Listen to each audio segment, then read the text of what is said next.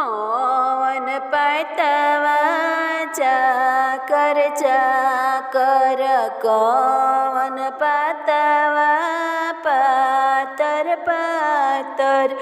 अरे माई जाई पतवा चिट्ठी हम लिख के भेजब, बेटी के रोवत होई है।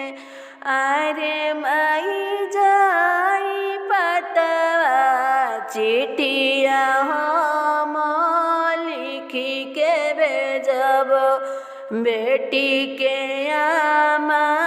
रोवत होई है। डाल दौरा साजत होई है, बेटी के रोवत होई है।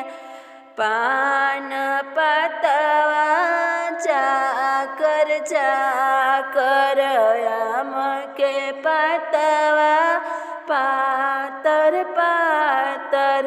अरे माई जाई चिट्ठिया भेजब, बेटी के भाभी, बेटी के भाभी रोवत होई है। डाल दौरा साजत होई है, बेटी के भाभी रो